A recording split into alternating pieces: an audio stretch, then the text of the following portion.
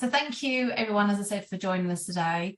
I'm joined with Ian today, and the webinar is Never Have I Ever Navigating the Last Mile of Compliance. And I'm lucky to say, and I'm happy to say that Papaya Global have sponsored today's webinar. So for those of you who do not know me, my name is Melanie Fitzy, and I'm the CEO of the Global Payroll Association.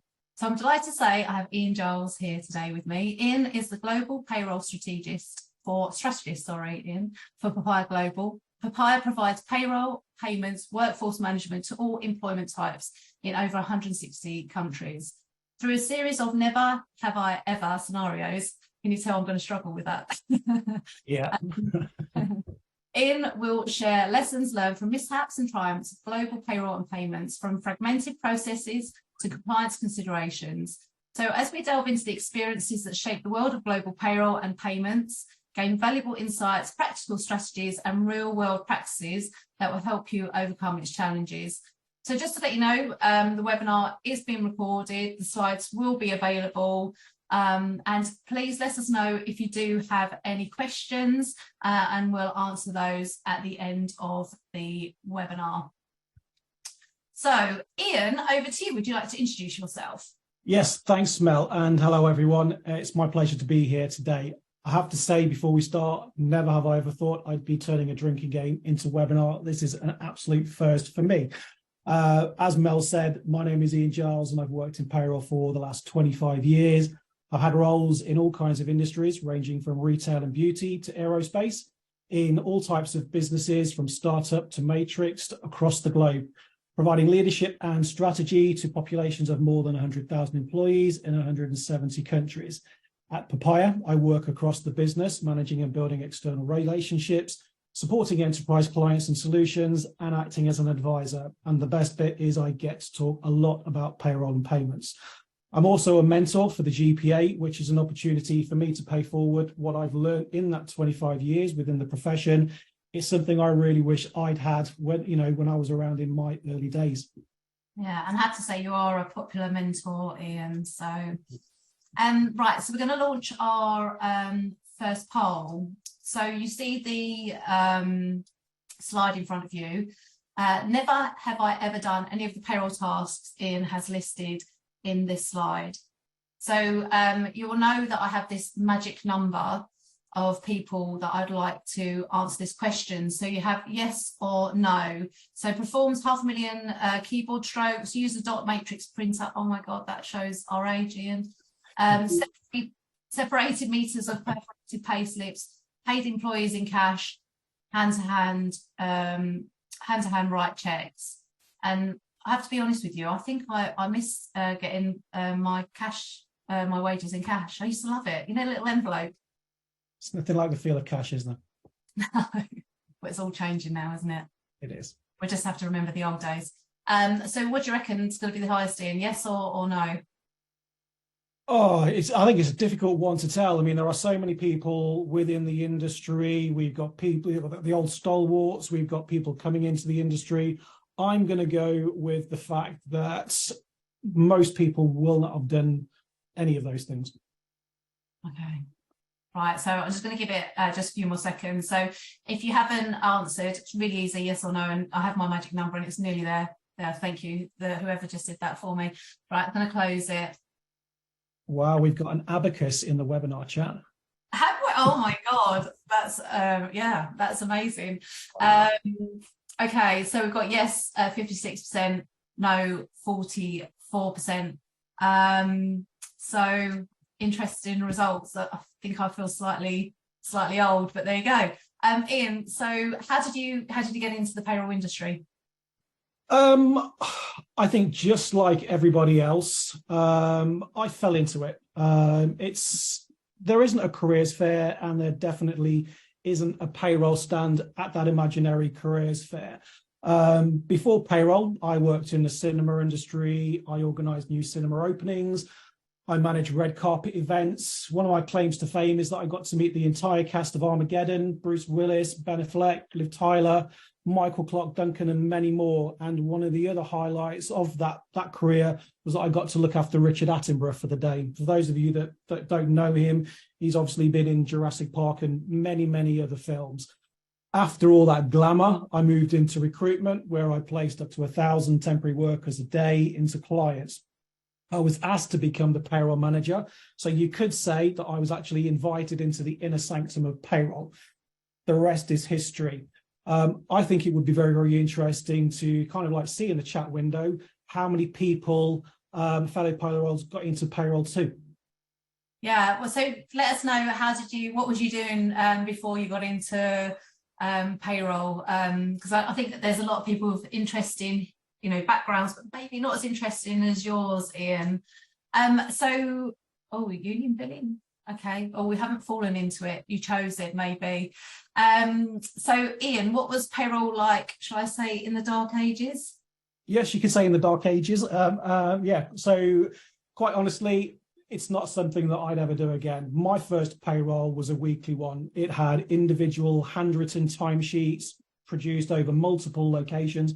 They all had to be collated. They then had to be entered into a spreadsheet. They then had to be entered into the payroll system.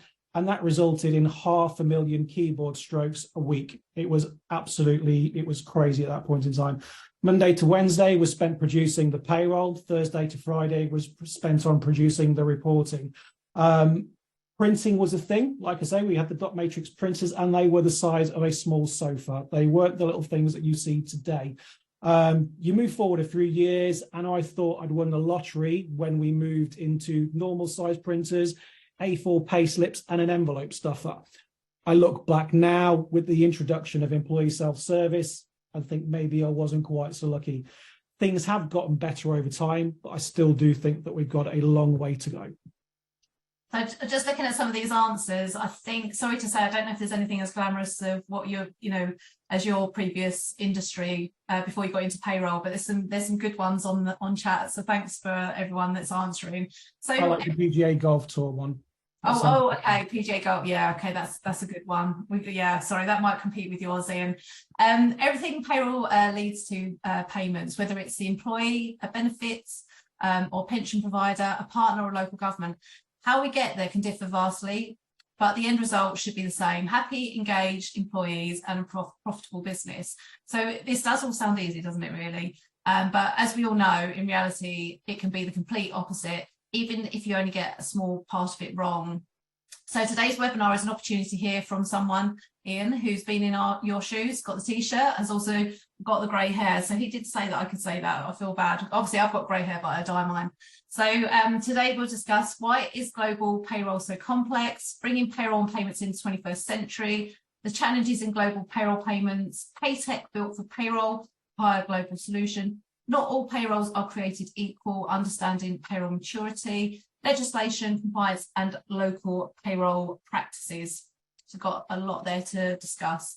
So payroll can be difficult, even in one country, but when you're doing it global, it's a whole new ball game. What's your view, Ian? And why is payroll so complex?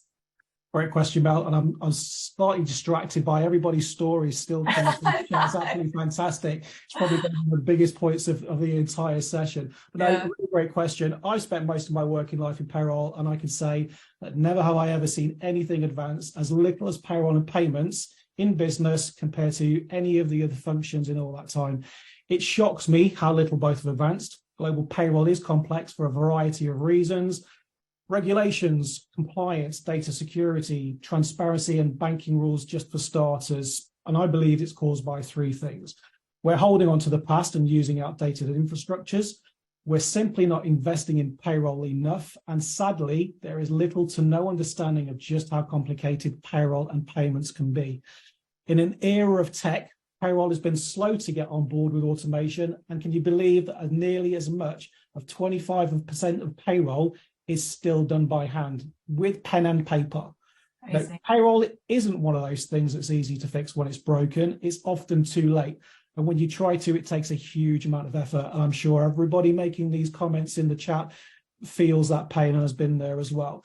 You just need to read what's happening almost daily to know this. It's time to change that. It's time to invest in what is the biggest cost in businesses. And that's especially true when it comes to payroll.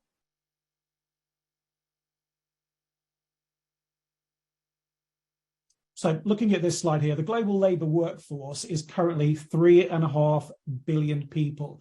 I say only, but it was only 2.3 billion in the early 1990s. That's an extra 1.2 billion workers in 30 years. Nearly half of large global businesses state they don't have the level of standardization in their processes that they either need or want. And as a result, 8 in 10 errors are due to time reporting, poor HCM data, data entry mistakes, poorly communicated hires and terminations, absence management, and system configuration. And to top it all off, if you get any part of that wrong or a large part of that wrong, when data is shipped to the wrong place, the average cost of a global data breach is $3.9 billion.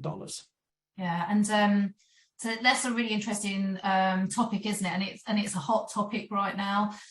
We ran a symposium in Edinburgh last week, and we're talking about this. And one of the things that I think has surprised a few payroll leaders with a recent case of a data breach, the provider isn't being sued by the employees, it's the employer that is being sued by the employee. So that's a really big situation at the moment, and I think there's a lot about prevention and the whole story basically, but actually I think the payroll leaders need to be aware that the employee can actually be the company that gets sued and not the provider. Absolutely, something to be very, very mindful of.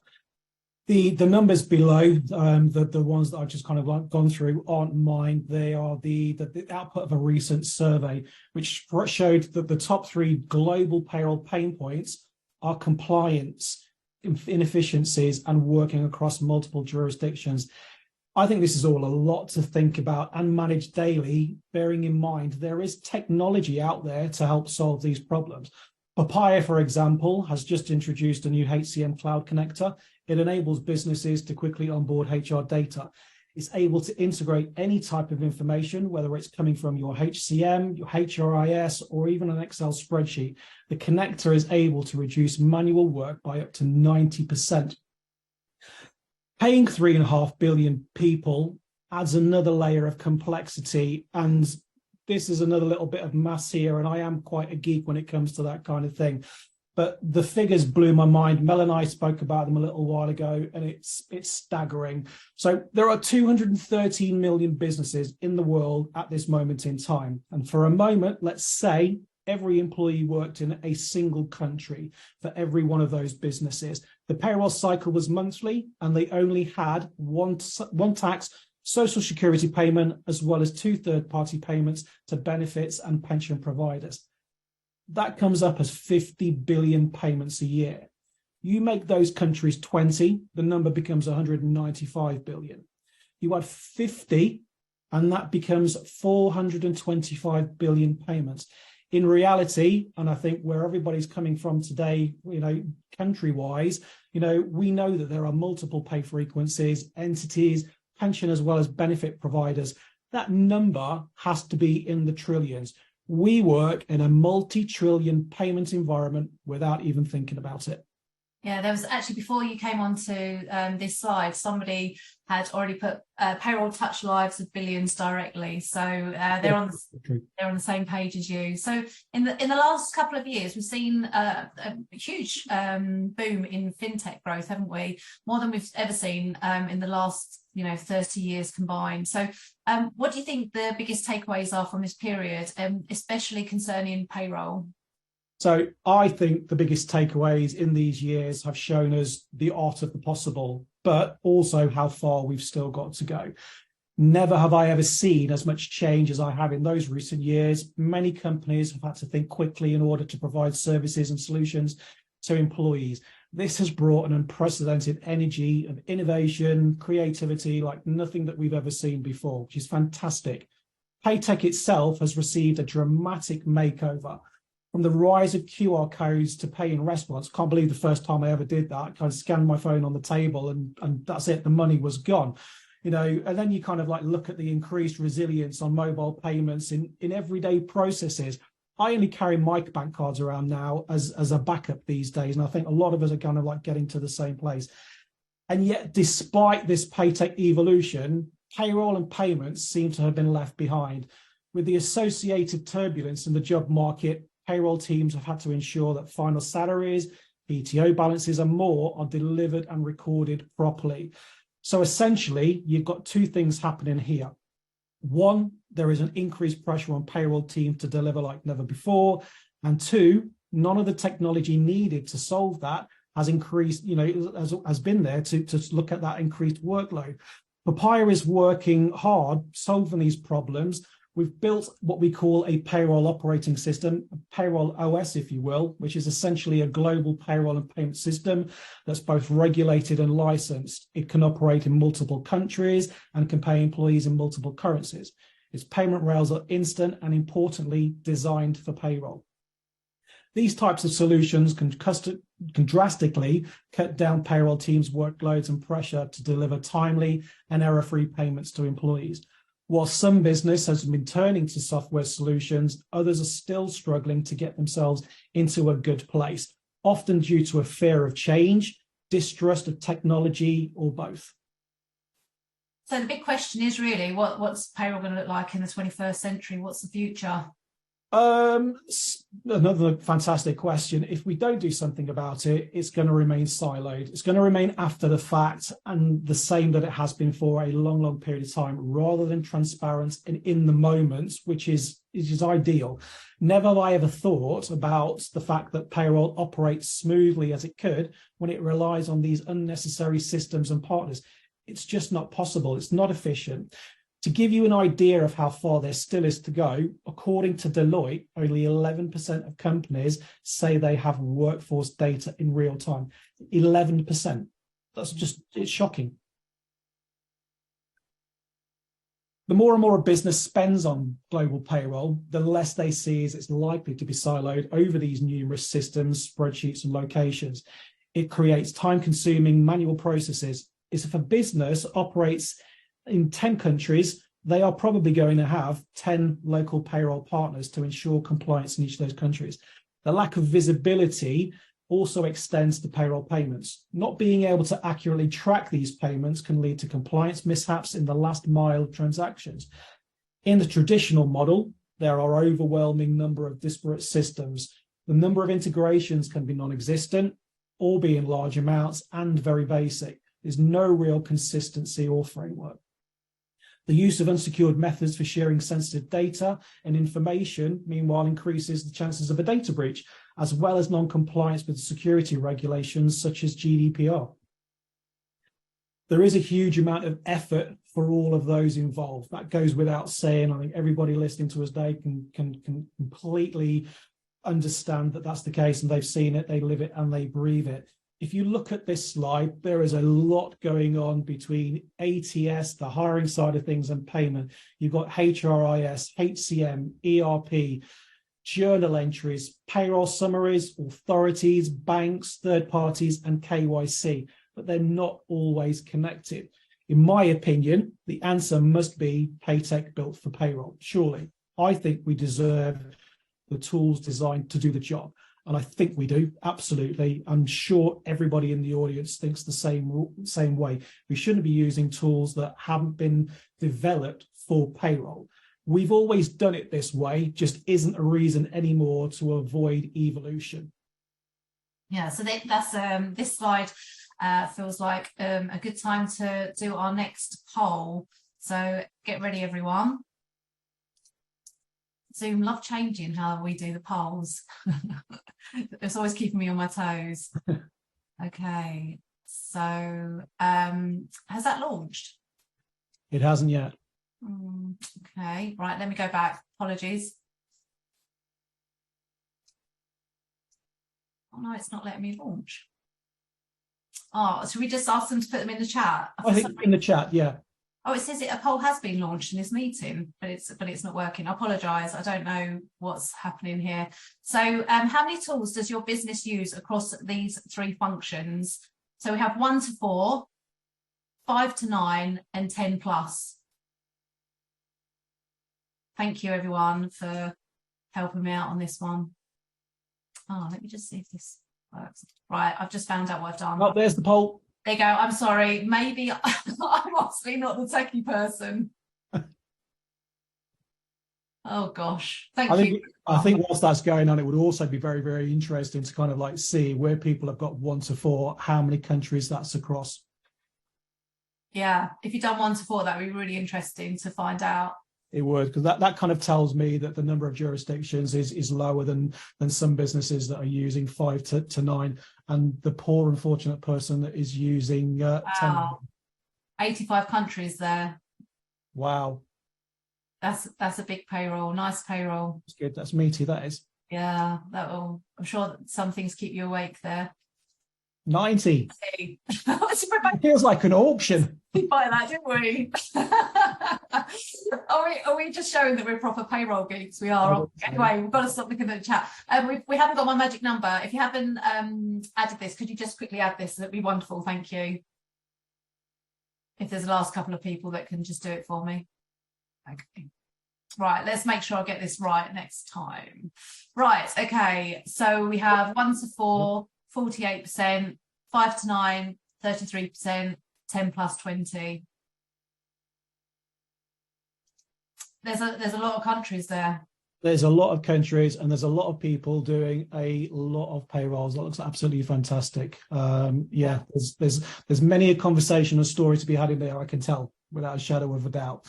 Keep letting us know. We'll try not to get distracted by it, but please feel free to keep letting us know how many countries. It's really brilliant seeing it, and I think not just from our point of view, the rest of the audience can actually see what everybody else is getting up to as well, which is really, really great. So a permanent connection between systems reduces the administrative workload and increases operational efficiency. I think we can all kind of see that is the case. But it does more than that. It has the potential to significantly decrease the risk of non-compliance and data breaches, as I've said. To have an efficient global workforce management strategy, you need to have standardized payroll processes and outcomes. So before we get into more challenges, you mentioned one of the problems is that there's little to no understanding or just, knowing how complicated payroll payments can get. So why is that? What's the reason? Okay, so never had I ever, rather than have I ever. So never had I ever before considered that, that this was a problem. I didn't need to, like the majority of other people. We just kind of got on with the bit that we were doing and not really worried about anything else. But when you get on a global level, it's completely different to working on one country. To the non-payroll or the non-finance professional out there, this is just another big red button. And I can say hand on heart that this is not, and I've spent almost as much time making and approving payments as I have on payroll data, or so it's felt from time to time. Payroll and payroll payments are connected. They're not two separate processes, but they are segregated or have been till now. We've been using all-purpose payment solutions rather than developing a solution that's fit for purpose. The payment rails that we've been using were not designed for payroll payments. It makes it extremely difficult to monitor the process, to determine where a payment has failed, particularly when you're making cross-border payments. Okay, so we got time for our last poll. Let me make sure I get this correct. So apologies. Okay, never have I ever experienced issues paying an employee on time as a result of a bank or payment service provider. So yes or no? Do we want to hazard a guess to where this number is? Well, I can see where it's going. I can see it hitting the 90s. Okay. I don't think there's a person in payroll that's ever not experienced a payroll payment problem. Yeah, I used to run a really small payroll for a recruitment agency, and somebody decided not to pay them on the Friday. And obviously your background's recruitment as well, Ian, so you know. It is, and my background in recruitment was actually on site, so they came looking for you. You know, it wasn't an email, it wasn't a telephone call. They were unhappy people, and you know that kind of like teaches you very, very quickly how important that is to people on all kinds of levels. We're all in this to make sure that people get paid properly. Definitely, it's interesting, isn't it? Okay, so we're nearly there. If you haven't answered, if you could just answer, that'd be fabulous. Just a few more seconds before I end the poll. Okay, right, let's show the results here. Can you see? So yes, 41%, no, 59%. Has that surprised you a bit? That surprised me. I thought that the numbers of payment issues would be a lot higher than they are. You know, maybe, yeah, yeah, I'm stunned by that. I actually thought it would be a lot more. So somebody's put on challenges have been there. However, we've managed on time payouts through a proactive approach. So there have been problems. That's right. Yeah. Which you don't want to do you? You don't want to have to, you know, it's stressful, isn't it? You don't want added stress, even though you've managed to solve the problem. No, absolutely not. I mean, the fact that is the case and people are making changes is what it's really all about. It's absolutely fantastic. Okay, so can you give us some example? I know there are some examples actually in the chat, but can you give us some additional examples of why payments don't necessarily land on time and what problems the business can actually face? Yeah, sure. There are two ways of doing cross-border payments currently, and we've identified the major pain points when it comes to sending funds spanning both of those solutions. So as you can see here, some of them are legacy problems from the banking side of things, problems we've been working with for a long period of time. And I'll cover some more detail, you know, in a second or so, but you can see here the kind of things that we're working with from a banking point of view. And here, some of the newer problems, more modern challenges when we're actually working with payment service providers.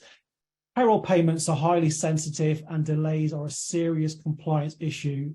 Data security also becomes an issue. There's a focus on the send date, not the land date. You know, ironically, there is a clear lack of visibility.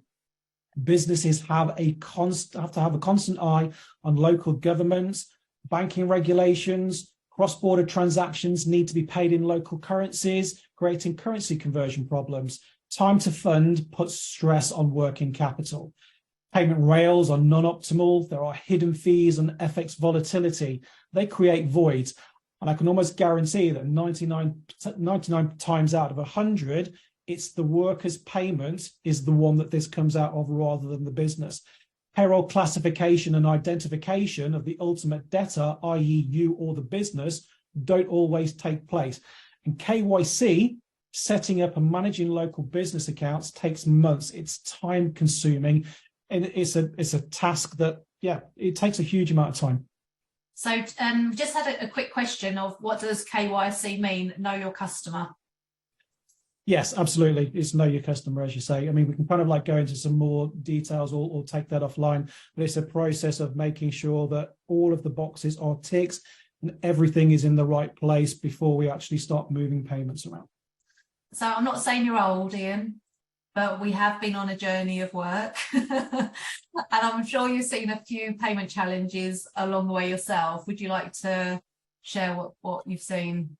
Totally. So I don't think you can have done the job without seeing payments go wrong. You know, I've been corrected here and some people, you know, seem to be, you know, in the right place. They've experienced little. Maybe that's because they've not been in the industry as long as I have. I've seen all kinds of things. I think it's a battle scar. So, you know, and that's the way it is. Never have I ever thought about payroll payments being anything other than super payments. They need to be treated as such. Going back to one of the previous slides, how we pay employees has changed very, very little over the last 30 years. And it's time to make it simpler for everybody, no matter what side of the table that you're on, whether you're the employee or the employer. I've used BACS, CHAPS, CPUB, SWIFT. I've used client bank accounts, payment providers, and I've even paid employees, as I said, in cash in my time. I've managed multiple bank accounts at the same time in a number of countries, and each one has its own demands. Each has its own way of dealing with issues and the non-arrival of payments. Banks are bureaucratic, and whilst chasing payments, sorry, that sounds like a Coldplay song, it's not meant to. Conversations are taking place, and the employee is still the person that hasn't been paid. You want to help, you want to give them a payment, but that then opens another can of worms. What happens when the original funds land in the employee's bank account and you've got to chase them for one of those payments? When you use a third-party payroll provider, you add another handoff and or more even into the mix. You need to move monies from bank accounts to providers. You may need to fund your account weeks in advance. They don't all mark them as payroll payments, and the ultimate debtor, as I've said, may not be the business. This causes issues or delays when looking for mortgages and things like that.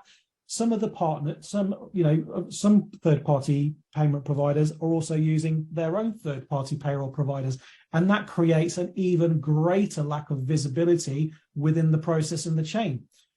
The introduction of working from anywhere has added more complexity. Each country has got its own series of regulations regarding payroll payments, and if you don't keep your finger on the pulse with these requirements, you risk losing significant amount of money to fees and penalties. I think, I've mentioned it a few times, but the point that I'm trying to make is last mile payments can be painful and complicated. It's just simply not enough to pay your employees today. They want the name of their employer on bank statements, and this isn't something that you always get. Businesses don't want to go through the never-ending KYC process or what can be months and months of waiting to open a local bank account. They don't want to have to sign documents in wet ink in person. It's evident when paying employees abroad, it can significantly put a strain on all parties.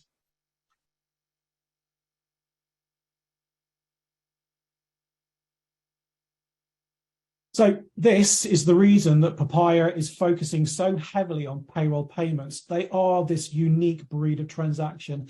And again, they do need to be treated as such.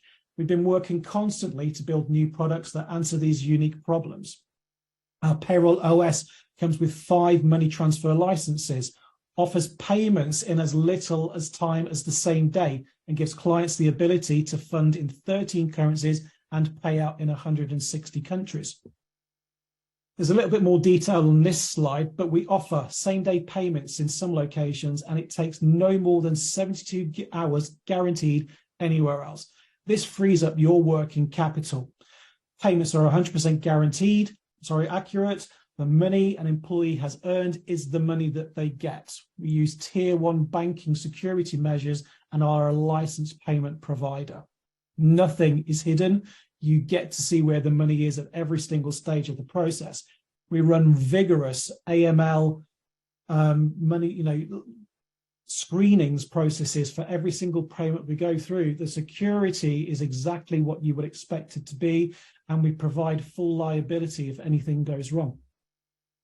So you give us an idea of like why global payroll and payments are so complex, but how do you know as a business if your payroll isn't as developed as others? So how do you judge that? It's a great something to look at. I'm just looking at, I'm slightly distracted again. There's some great points and conversations come up in the chat. So if I don't get the ability to or the timing to answer those questions during the webinar, I'd like to maybe get back to people and do that. But in terms of your question, we need to have an efficient global workforce management strategy. You need to have standard payroll processes and outcomes. You cannot let the exceptions manage you. You need to be able to deliver real-time visibility into payroll operations, anticipate upcoming costs, help retain talent, build fairness, diversity, and equity as well. There are 2 totally different ways of looking at payroll here. One of them is very, very old school, and the other is best in breed. If you're on the left-hand side of this slide, there's definitely still work to do. And if you're on the right-hand side of the slide in any way, you've probably been on the left-hand side at some point in time. And there are still improvements to make. I don't believe that, anything can be the finished article. There's always work to do. Even if you're on the left-hand side or the right-hand side, we often work in our own payroll bubble. We're processing away, but there are ways to look at how you can further improve what you're doing. Self-discovery and understanding how mature your payroll is a great way of doing that. Never have I thought about payroll strategy, like I say, as something that is finished. You always need to be looking for ways to improve what you do. And when I present payroll maturity to clients, you'd think it was being quite provocative, but it ends up being a light bulb moment for people. It's an opportunity to think about, this is where we are and how far we still have to go. To me and a lot of other people, you would have seen the model before, there are 4 stages of payroll maturity, and you can apply this theory to HR, to finance, possibly even your kids if you want to. So the first stage is the immature stage, as you saw on the previous slide. The payrolls tend to be high touch. They're heavily manual. It could be a new business or a new country that you're venturing into. Your error rates are going to be high due to minimum data validation, lack of audit and governance. Payroll cycles can lack harmonization and will require review. As for payroll payments, you pretty much get the cards that you're dealt with.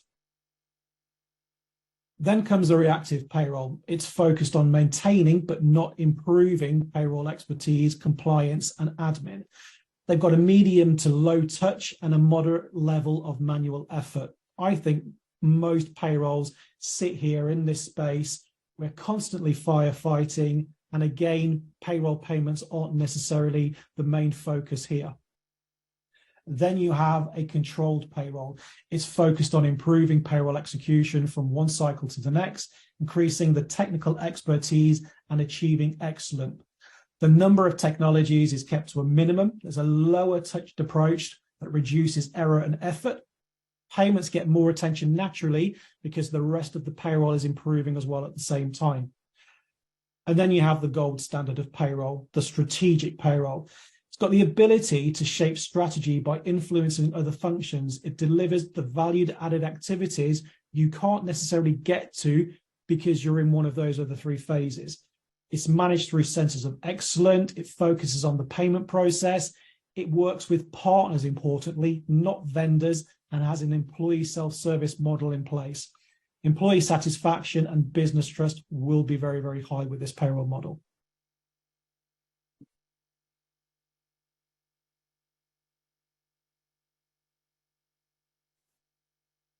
So by knowing what you've got to work on and how far you've still got to go, carrying out a current state assessment, there are things that you need to look at and things that you need to consider. Resource being one of them, and where that is located, the knowledge you have and need within your teams, the data itself, what cutoffs look like, handoffs. Is there far too much effort for the output? What does communication look like? And what is the payment process like at the end of your entire process? Don't forget about perception. What does the business think? What do your employees think as well? You might think you're doing a great job, but listen to stakeholders and act accordingly. It's very, very important to listen to what people have to say. Yeah. So operating on a global level isn't for the faint-hearted. I think we all know that at the GPA and obviously at Papaya. The bigger a company grows, the more they need to understand and manage. So how can businesses make sure they are doing everything right all the time? Yeah. So I've had a hand in payrolls in one way or another in a lot of countries over the last 25 years. Never have I ever thought that there is a one size fits all payroll, or that every business is the same as the next. It's not possible, but there are a large number of things every business must do to remain compliant. Understanding local laws, regulations, business practices helps mitigate risks associated with international expansion. Those that have payrolls in multiple countries know that the tax rates are levied on a progressive scale, and they range from nothing to 55%, depending on what that country is. Penalties for non-payments of tax can be as high as 240% of the amount due. In some countries, they impose personal liabilities to anyone attempting to evade tax, with prison sentences of up to 8 years. Then you look at social security taxes. They vary by country as well. They're as high as 33% for employers and 35% for employees. Submitting tax returns And remitting taxes are dependent on lots of different factors, such as the country and the headcount within a business. They can be weekly, semi-monthly, quarterly, annually, and in some cases not required at all. They're normally completed or paid no later than the 30th of the following month. Payments can be made electronically, which most of us will do. They can be made at approved banks, over the phone, or even at a post office. Don't even remember last time I went into a post office to use a stamp or anything like that. We've all got email these days. So Papaya navigates those potential risks, ensuring that business operations remain compliant and secure. Working with the right partner will go a long way to ensuring the success of a business. You know, as there's a whole heap of potential challenges when you pay a global workforce. That goes without saying, especially if you don't know your way around the block. I'm ashamed to say that I don't even know how much a first class stamp is, but anyway, I thought 61 pence the last time I did it. Hasn't it gone to £1 or something now? God. Okay, so there are different payroll models. Do they actually make a difference at all? I think they do, and kind of like going back, you know, there isn't a one size fits all solution. So, you know, never have I ever done so much research into this kind of stuff, or kind of, you know, looked at it and how to process payrolls, or who should be doing what. Knowledge shifts depending on how your business operates. You need to determine what works for you, you know, and what works for your business, whether it's in the short term, the medium term, or the long term. You know, be prepared to think as you grow. An in-house payroll model will require country-specific payrollers, you know, in-house payrollers with expertise on a country or a regional basis. You might have total control of your payroll and the data within it, but you may need to have a large internal team, very, very mindful. The more you expand and kind of like diversify out into new territories, the more this will cost over time. A more decentralized payroll will have a smaller payroll team and use in-country partners with knowledge of each country they operate and provide services in. You do gain immediate cultural and, you know, and other terms of expertise in those countries. In, you know, and reducing compliance is obviously something that we'll take here, but there may be inconsistent reporting from one provider to the next. You know, what does that look like? What currency is it in? What language does it come in? A more centralized, uniform, or aggregated model, or whatever, you know, what term you want to use, via a single provider coordinating payroll and payment providers for a company, should provide a single language and the currency. This will reduce inconsistencies and change the, you know, and the change of error, cost and reporting information from around the globe. You know, it's accessible from a single point of access, which means you can get information and data more accurately and faster. You need to vet carefully, you know, because, you know, you need to make sure that you are working with the right people and their capabilities, and everything that they promise will be delivered as you're wanting it to be. So what about the local payroll practices? Surely that adds another layer of complexity. It absolutely does. I recently delivered training and included a slide on this. Never have I ever done as much research as I have done, like I said, in the last few weeks or so, into how things differ from country to country. It still amazes me how different everything is. You don't necessarily think about it until somebody asks you the question. Everybody wants to work in a particular country when they see the number of public holidays they get, but they change their tune the second they actually see the number of working hours that they might have to do instead in that country. We all know how different pay frequencies can be around the world, but, you know, does everybody know that the hours in Japan, for example, are pretty much double what they are in France? There's that saying, politics is always local. The same goes for payroll, which is why when you choose a payroll and payments provider, it's really, really important to choose the right one with the right local level of compliance and regulations concerning all of the countries that you operate in. Papaya Global solves this problem by giving their customers access to those local experts wherever they operate and wherever their payrolls are.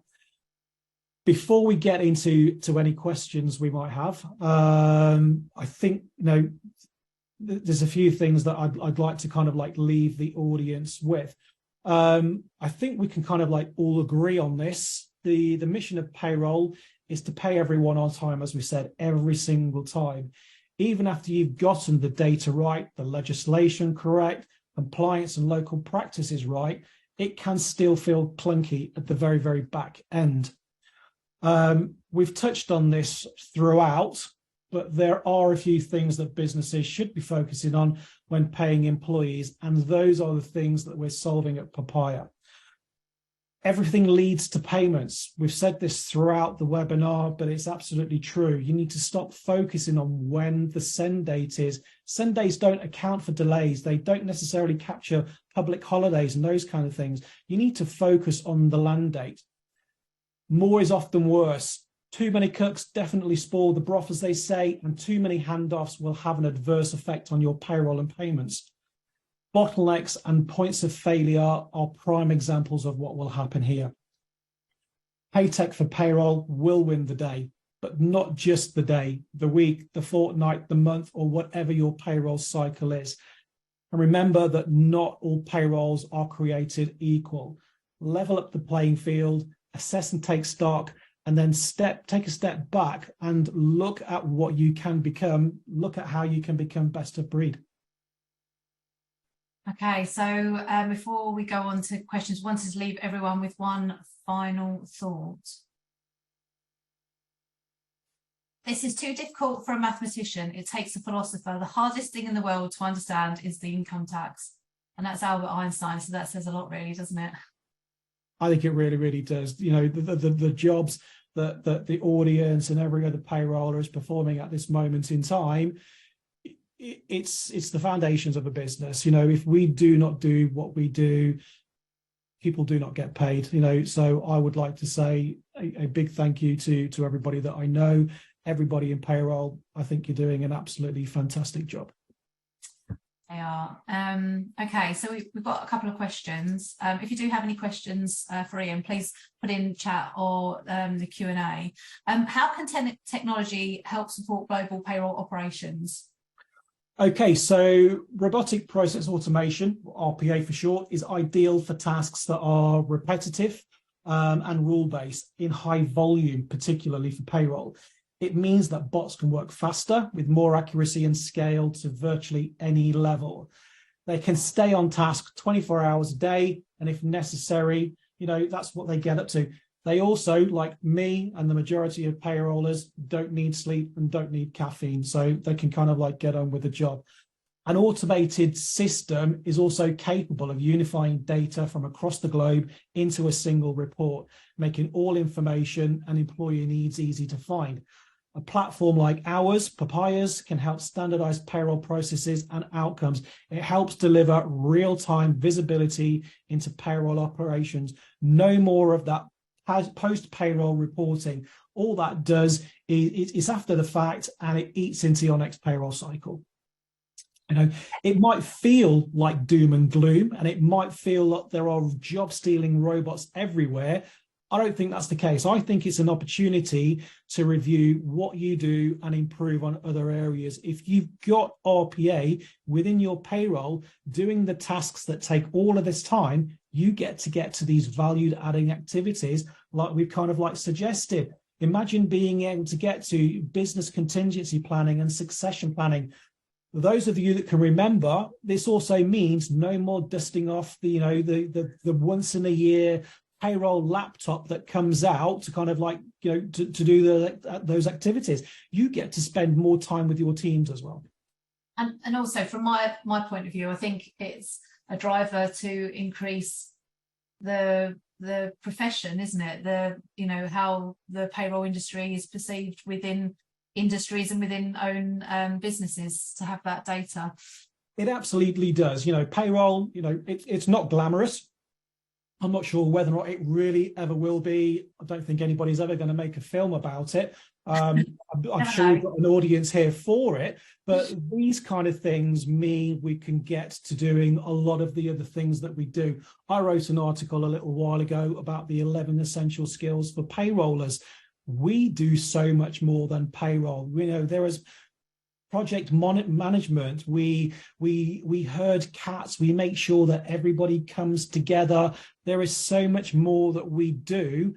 And this kind of technology is going to mean that we actually get to do the things that are equally as important as paying people, but identify us as this function that is so significant to all businesses. So we have one question. Why do you think payroll, the most integral part of a business, has failed to receive the benefits of technology advancements? People don't invest in payroll until it's broke, and I think that is absolutely true. We don't talk about it. You know, it's a task that just gets done. We kind of like go back to this big magic red button, but if we don't talk about it as payrollers, then nothing is going to change. I've had this conversation with somebody else today, and unfortunately, I think there are a large amount of us that accept and tolerate what we've got. The only people that we moan to are our significant others at the end of the day. We need to be having those conversations with the business, with the right stakeholders, and telling them that, you know, they have got to invest. There is so much money going into ATS, ERP, HRIS, and everything else. It's about time we actually got our share of that pot. I think one of the other reasons that it's not necessarily taking place is because it is such a vital function. Nobody does want it to break, and if we feel, it's almost the reverse of fear of missing out. We don't want to do something because we do know this, and it's the fear of the unknown. What will happen if we change something? Will we pay everybody? And you also need to kind of like, you know, think about and remember, we're going through these implementations. There isn't a huge amount of backfill. So those people that are going through payroll still have to do BAU as well. And how do we find the time in the day to do that? AI is really big right now. No, sorry, AI is really big now. How can AI help payroll? I think it still has a big way to go. I use ChatGPT and lots of other things every single day at this moment in time. They have their place. I think they are the basis and the start for a lot of things. I don't know whether or not I would want to use AI or ChatGPT to absolutely formulate my HR policies, but they are a very, very good starting point. I read an article not long ago to say that version 4 of ChatGPT had passed the American bar. You know, there's lots of good things going on at this moment in time, but I do think within the next 18 to 24 months, we are going to see an even greater level of technology coming out. I think watch this space. Yeah, I was actually just looking for something I printed out the other day.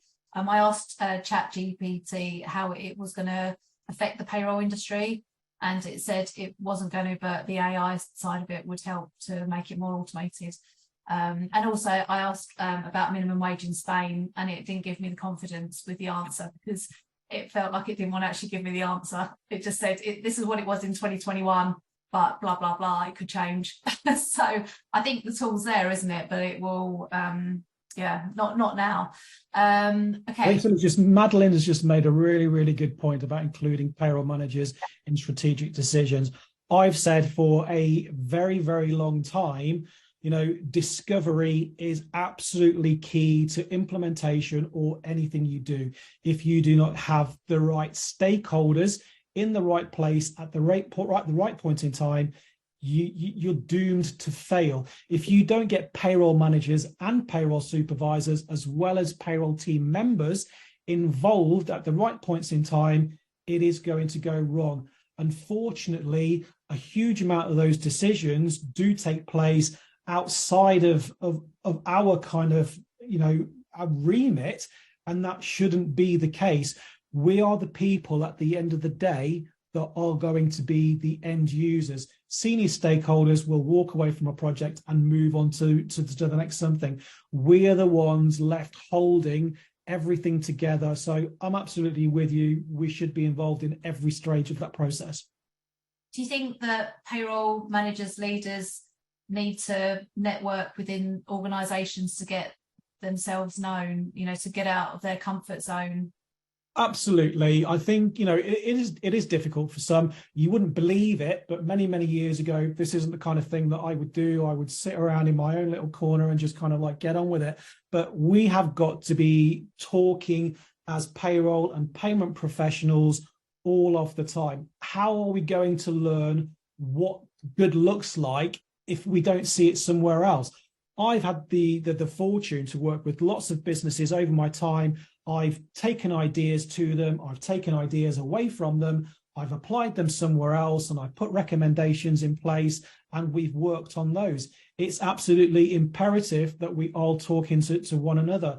GPA is a fantastic forum for that. The mentorship program, you get to talk to people who are in this industry.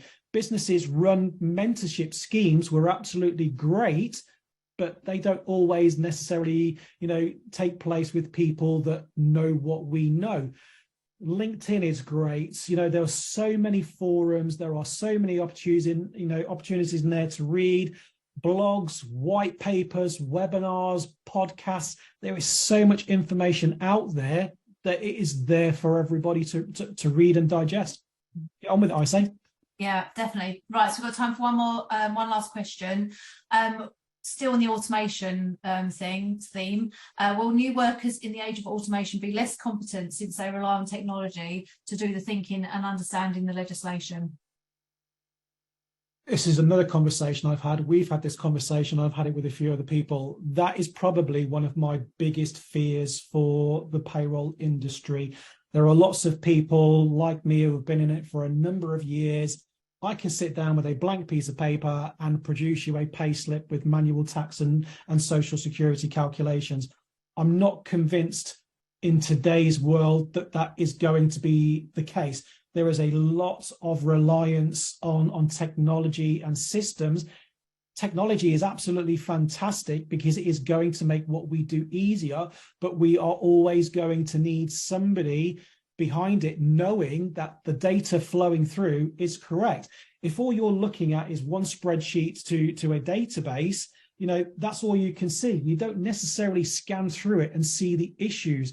My fear is that unless we provide the right education to those people new to the payroll industry or coming into the industry, there is going to be a problem. What happens when the laptop battery dies or somebody pulls the plug out of the wall? We can't go back to paper. Okay, sorry. I just want to say thank you so much for everyone who has engaged with the webinar. It's always really good fun to see people with their comments. I loved seeing how people started out in the payroll industry. I have to look at that properly because there's some really, really good ones. And yeah, and I think maybe some have taken over from you, Ian. Anyway, Ian, I just want to say thank you so much. I've really enjoyed today's webinar. We even had a comment from somebody who I know very well who said this was the best webinar ever. And if you're still watching this person who wrote that, I am very, very grateful. And I know if you've said that, you mean it. So thank you so much. Ian has worked very hard, very informative. So thank you so much. If you want to get in touch with Ian, as he said, he's on LinkedIn. Feel free to contact him via LinkedIn. If you need to contact me with any follow-up questions, let me know. But we'll get all of this information out to you. It'll also be on the GPA website. So thank you very much, Ian. No, thank you very much. I really, really enjoyed it. And I would also say from my point of view, if there is anybody who is wanting information of any description, GPA is a fantastic place to find out that and get yourself involved in the mentorship program, whether or not it's as a mentee or a mentor, you'll find it invaluable. Oh, thanks so much, Ian. Well, take care, everyone, and I hope to see you all soon. Thank you. Okay, thanks all. Goodbye.